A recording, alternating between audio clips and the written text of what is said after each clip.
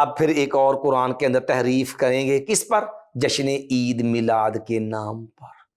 اب دیکھیے، میں نے پہلے کہا کہ جب بھی قرآن کی آیت آئے اس سے جو بھی استدلال ہے، اس سے پہلے مفتی احمد یار نعیمی صاحب نے جال حق کے اندر جو قرآن کی تفسیر کا اصول بیان کیا، قرآن کی تفسیر قرآن سے، قرآن کی تفسیر سنت سے، قرآن کی تفسیر صحابہ سے، تابعین کی تفسیر اس کے مطابق ہو تو قبول، ورنہ مردود، ورنہ غیر معتبر۔ اور اس کے بعد تفسیر بالرائے حرام، یہ کہہ دے ہم آپ کے مفتی حکیم الامت مفتی احمد یار نعیمی صاحب نے لکھے ہیں۔ ذرا قرآن کے ساتھ وفا کیجئے، خدا کے لیے قرآن سے جو ہے وہ ظلم نہ کیجئے، قرآن کو قرآن کے اصولوں کے مطابق پڑھیے۔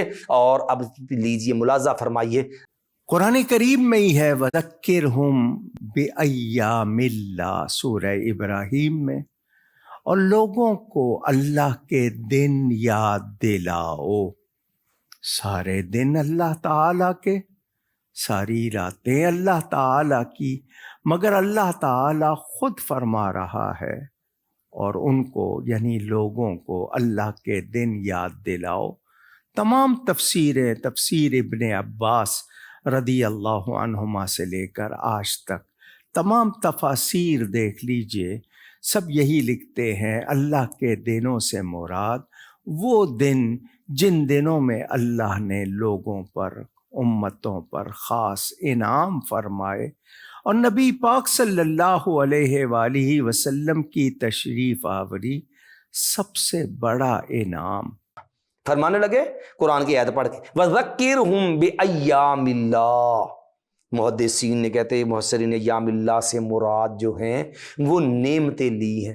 حالانکہ آپ قرآن مجید کھولیے، مولوی احمد یار مفتی احمد یار نعیمی والا ترجمہ والا قرآن کھول لیجیے، ایام اللہ سے مراد کیا؟ یہ آیت کا سیاق و سباق پڑھیے۔ یہ آیت سیدنا موسیٰ علیہ السلام کے بارے میں نازل ہوئی۔ موسیٰ علیہ السلام نے اپنی قوم کو واعظ و نصیحت کی تو اللہ نے فرمایا کہ وَذَكِّرْهُمْ بِأَيَّامِ اللَّهِ، کہ پہلی اقوامیں جو گزر چکی ہیں ان کا نبیوں کے ساتھ جو معاملہ تھا کہ نافرمان قوموں نے اپنے نبیوں کے ساتھ کیا سلوک کیا، اس کے ذریعے ان کو نصیحت کیجیے کہ اگر تمہاری روش بھی ایسی نافرمان قوموں والی، تمہارا انجام پھر کیا ہوگا۔ یہ جو نبیوں کے ساتھ قوموں کے جو رویے تھے، اس کے ساتھ نصیحت، اللہ نے اس کو تذکیر بِأَيَّامِ اللہ کا نام دیا ہے۔ نہ ہو تو الفوز الکبیر شاہ ولی اللہ کی پڑھ کے ذات سے مزید اس اصطلاح کو ذرا سمجھ لیجئے۔ اب یہ جو تفسیر جو معنی ہے، مفہوم ہے، اب بتائیے وہ تذکیر بِأَيَّامِ اللہ، یہ آیت رسول جو ہے اس کا پہلے تو مفہوم یہ ہے کہ نافرمان قوموں کا تذکرہ جو ہے اس کو کر کے قوم کو نصیحت کرنی ہے، یہ ہے اصل مدعا آیت کا۔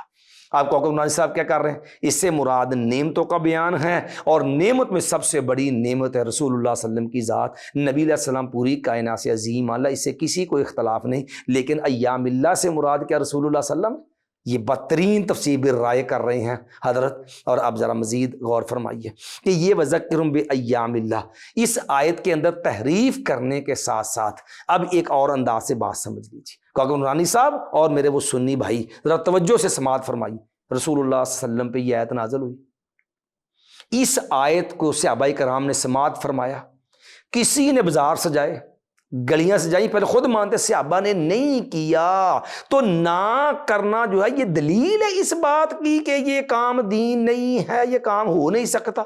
کیا یہ کوئی دلیل ہے کہ کوئی کام کسی طرح صحابی نے نہیں کیا تو وہ نہیں کرنا چاہیے؟ کیا یہ کوئی دلیل ہے؟ کیا یہ کوئی قانون ہے؟ اگر ہے تو بتائیے۔ دنیا بھر میں اعتراض کرنے والے کتنے کام کر رہے ہیں جو صحابہ نے نہیں کیے؟ خود مانتے ہیں کہ صحابہ اکرام نے یہ جشن میلاد نہیں منایا، صحابہ اکرام نے یہ کام نہیں کیا۔ اس کا مطلب ہے کہ اس میں تو حکم تھا وَذَكِّرْهُمْ بِأَيَّامِ اللَّهِ، اس کا مطلب ہے رسول اللہ صلی اللہ علیہ وسلم نے بھی اس آیت پہ علیاذ باللہ عمل نہیں کیا۔ اس کا مطلب علیاذ باللہ سارے صحابہ اکرام کو بھی یا تو معاذ اللہ قرآن کی آیت سمجھ نہیں آئی، یا معاذ اللہ ساری زندگی صحابہ اکرام اس قرآن کی آیت پر عمل کرنے سے محروم رہے۔ ہم اللہ کی پناہ مانگتے ہم ایسا کوئی اس کا مطلب مانے، کیوں؟ یہ مفتی صاحب کی اپچ اور یہ ان کی جو ہے وہ جاہلانہ لاجک کا نتیجہ ہے کہ معاذ اللہ صحابہ نے پھر اس آیت پہ عمل نہیں کیا ہے۔